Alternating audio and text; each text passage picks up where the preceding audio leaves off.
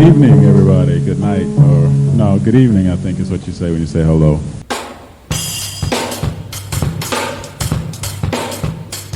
Talking Dirty with Maestro.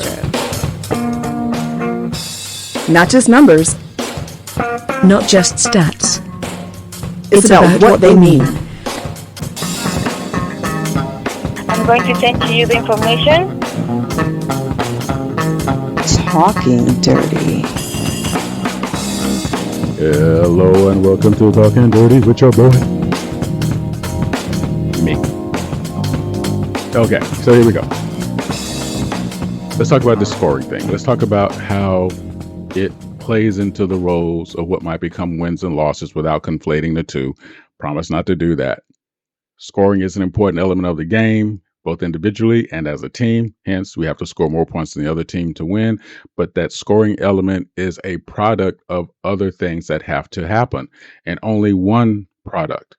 The other products, not to make it super nerdy for you, how a team handles offensive, defensive rebounds, 2.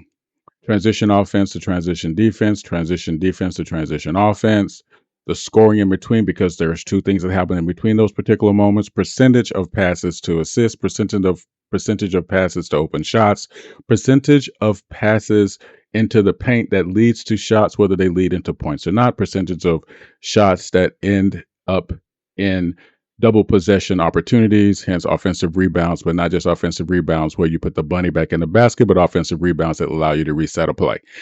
We can keep going with all of this. Again, can make it super extra nerdy for you, but I promised I wouldn't, so I'm going to stop right there. But I want to get back to the scoring thing. Of the top 10 scorers, there are 2 regions that are eating up 8 of the positions in the top 10 scorers. And the one region that seems to be carrying right in the middle of those top 10 scorers is the Southern region. It is the toughest region so far. Records are closer, it's top to bottom. And not only has the play materialized that for everyone, it's also being seen in how we're looking at the consistency of tight games across the table with teams from the Southern region. And to apply that to the scoring, let's talk about this. Great article out the other day about how single scorer teams have a hard time winning. And that is absolutely true because those other elements are not being fulfilled. Cooper Flagg has an incredible 40-point scoring game and a loss. Dylan Harper, a bunch of great outputs in his game. A lot of them end up in losses. Even Japhett Towns, Cole Webb, Arthur Lattimore.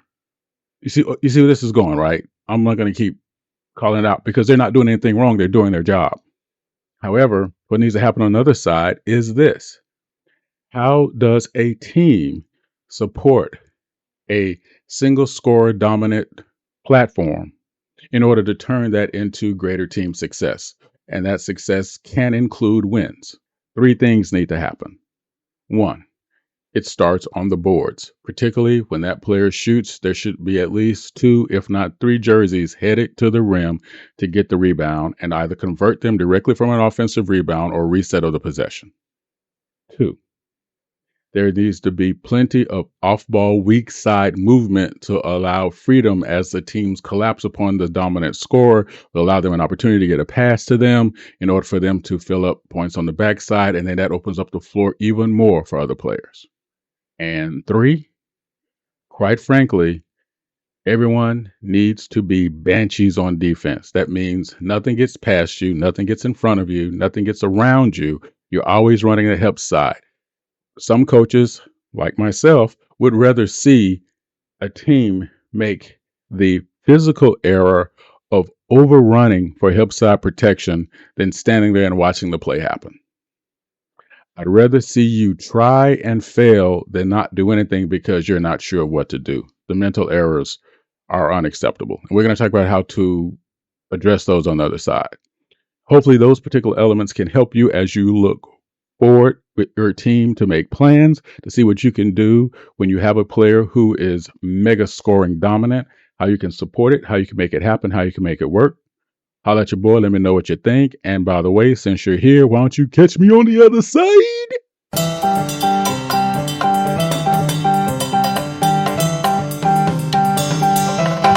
Thank you for listening to the Maestro. Want to get involved? Bring it.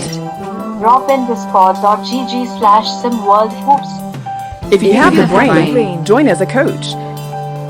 If you have the game, join as a player.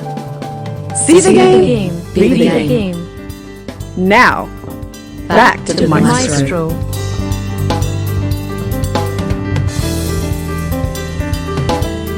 Sorry. We'll be right back. Okay, we're back. And welcome back to Talkin' Dirty with your boy. So let's look at how you can help your team, help your game, help everything else get better. And one of the ways that you hear a lot of people talk about is what? Film study, right? Let's talk about what film study really means. What are you looking at? Are you looking just at the plays where you did something amazing? You're wasting your time. Are you looking at just in the plays in which you're involved? You're wasting your time. Are you looking at just the plays that turned into points? You're wasting your time. Now that we've gotten that out the way, Maestro, what are you talking about? Well, this is what I'm talking about. I'm going to give you 3 elements to look for as a suggestion for film study to help you get better.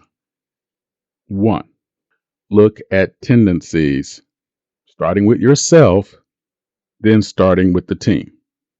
What do you do on the regular basis when under pressure? You're going to start to see patterns.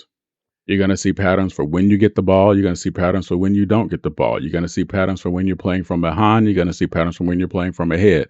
Learn those tendencies so you can know how to change it up if you need to. Number 2, where you at?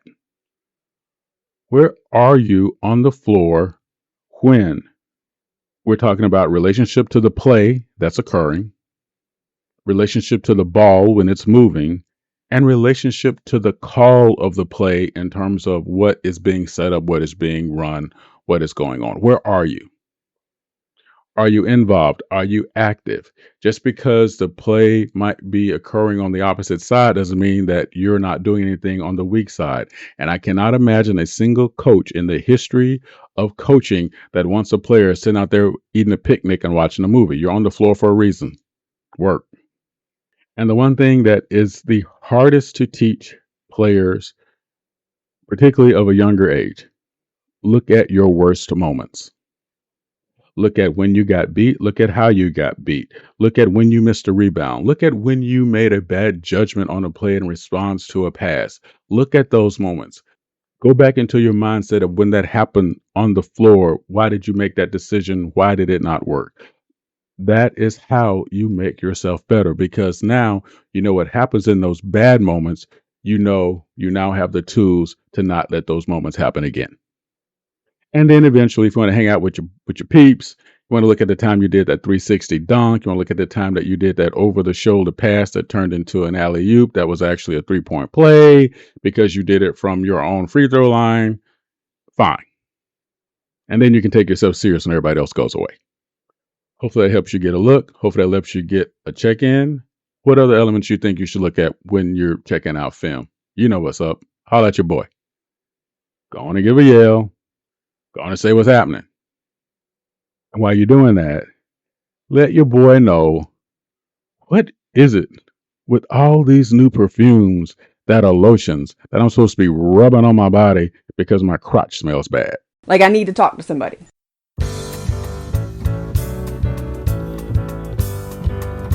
Thank you for listening to Maestro.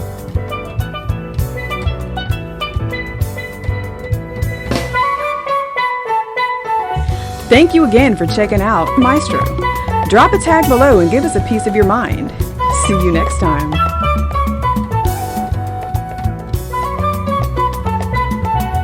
Well, thank you for your time. Have a wonderful day.